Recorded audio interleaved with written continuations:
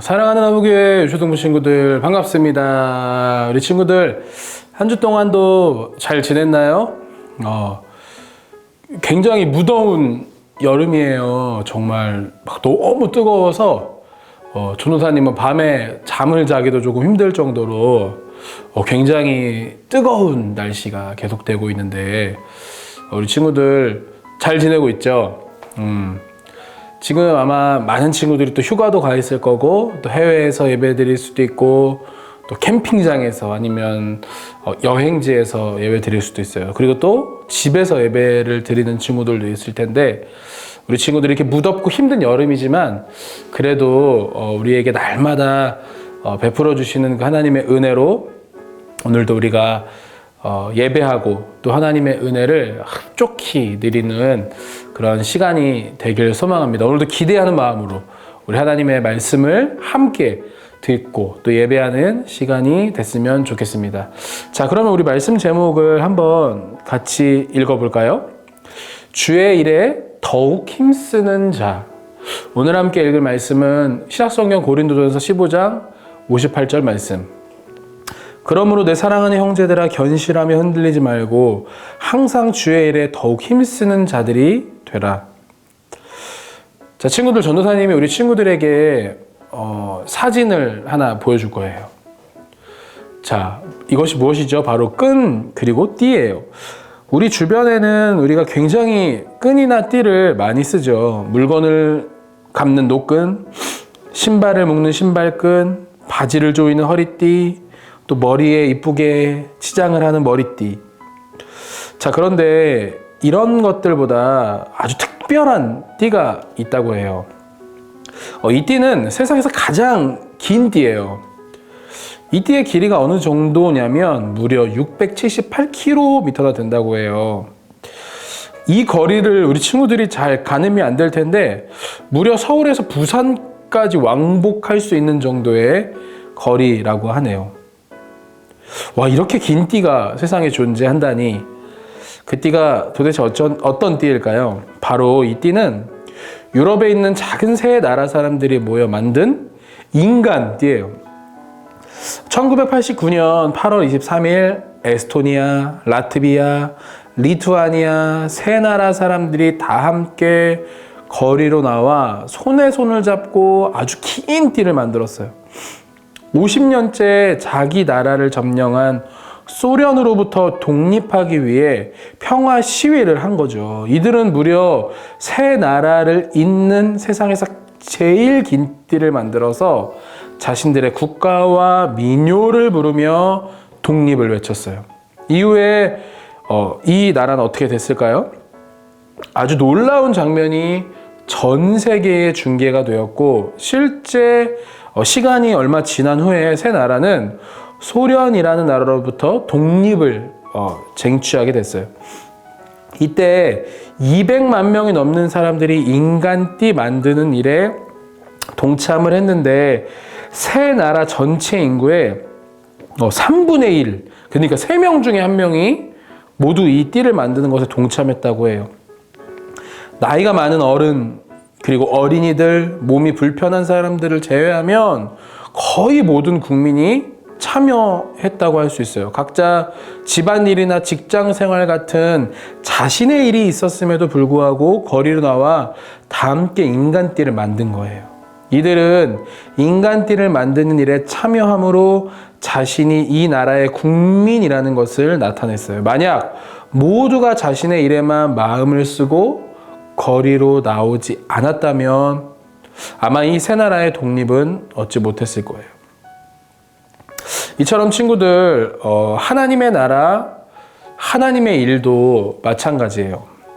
하나님의 백성 모두가 만약 자기 일에만 관심을 갖고 하나님의 일에 관심을 갖지 않는다면 우리를 향하신 하나님의 선하신 뜻은 아마 이루어지지 않을 거예요.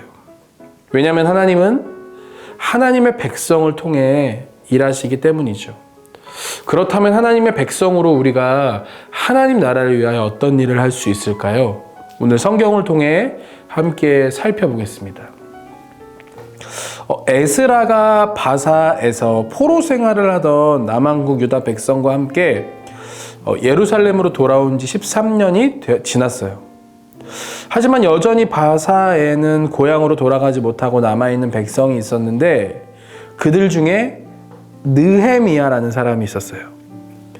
느헤미야는 바사에서 왕의 수를 맡은 관원이었는데 이는 왕 가까이에서 왕의 안전을 위해 일하는 아주 높은 직책의 사람이었어요.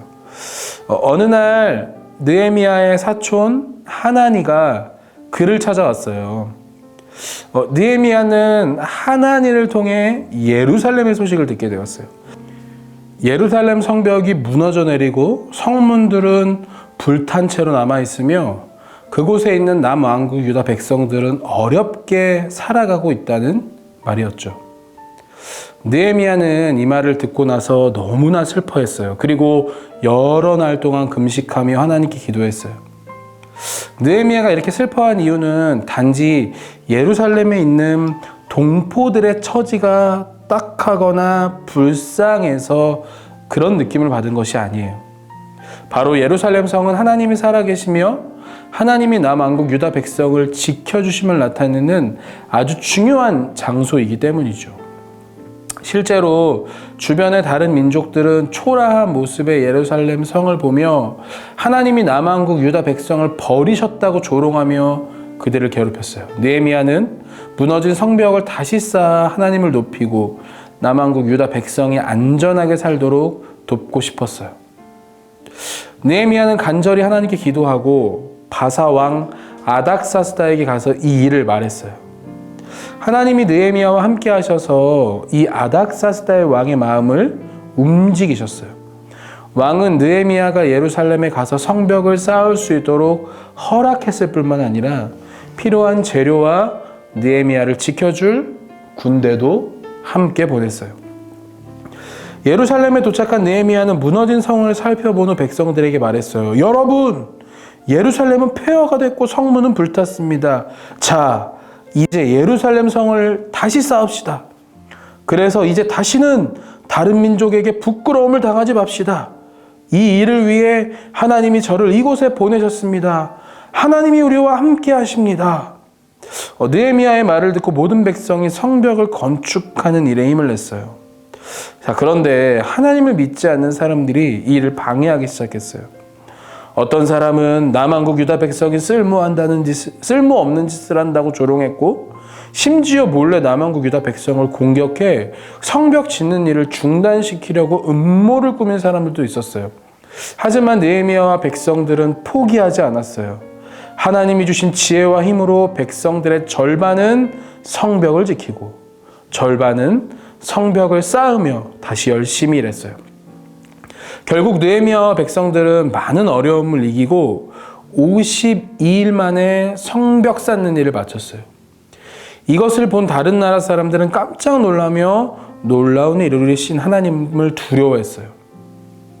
무너진 예루살렘 성벽이 많은 어려움에도 불구하고 이렇게 짧은 기간 안에 완성될 수 있었던 이유는 하나님의 백성의 아픔을 자신의 아픔으로 여기고 간절히 기도한 느헤미야의 헌신이 있었기 때문이에요. 느헤미야는 하나님의 백성을 통해 하나님이 높임 받으시길 원했어요. 느헤미야의 노력만 있었던 것이 아니에요. 하나님의 일을 자신의 일처럼 여기고 기쁨으로 참여한 백성들이 있었어요. 그리고 무엇보다 하나님이 남왕국 유다 백성과 함께 하시며 놀라운 일을 행하셨어요. 느헤미야에겐 자신의 일이 있었죠. 아닥사스다 왕의 곁에서 왕의 안전을 지키는 일은 그에게 매우 중요한 일이었어요. 그리고 자신의 가족도 돌봐야 했어요. 그러나 느헤미야는 자신의 일에만 관심을 가지지 않고 하나님의 나라, 하나님의 일에 관심을 가졌어요. 하나님의 일에 참여하며 마음을 그리고 시간을 들였어요. 그러자 하나님과 함께 일하는 놀라운 경험 그리고 큰 축복을 누리게 된 거예요. 사랑하는 허브교회 유초등부 친구들, 우리에게도 각자 서로에게 주어진 시간이 있어요. 그리고 우리는 그 시간을 잘 활용해야 해요. 학교도 가야 하죠. 학원도 가야 해요. 친구들을 만나야 하고 가족들과도 즐거운 시간을 보내야 해요. 여러 가지 우리가 해야 할 시간이 많아요. 그런데 우리가 이렇게 자신의 일에만 몰두하고 내 삶을 위해서 열심히 살아가다 보면 우리가 때로는 하나님의 일, 하나님의 나라를 위해 해야 할 일을 놓칠 때도 있다는 거예요. 만약 모두가 다 자신의 삶을 위해서만 열심히 살아간다면 하나님의 나라는 누가 세워가나요? 우리 허브교회 요초등부 친구들 전도사님이 간절히 소망하기는 우리 친구들이 자신의 일, 자신의 삶을 아름답게 세워가는 것보다 먼저 하나님의 나라, 하나님의 일을 하며 살아가는 사람들이 되었으면 좋겠어요. 그렇게 하면 하나님께서 우리의 삶을 책임져 주시고 돌봐주실 거예요. 하나님 말씀에 이런 말씀이 있죠. 너희는 먼저 그의 나라와 그의 의를 구하라. 사랑하는 허브교회 요초등부 친구들, 우리가 일주일 동안 너무 바쁜 삶을 살아가지만 그 가운데 절대 잊지 말아야 할 것은 바로 하나님의 백성은 하나님의 나라를 위하여 일해야 한다는 것을 잊지 마세요. 우리 친구들 매일매일 우리가 말씀을 보고 그 말씀대로 살아가는 것, 그것이 바로 하나님의 나라를 세워가는 삶이에요.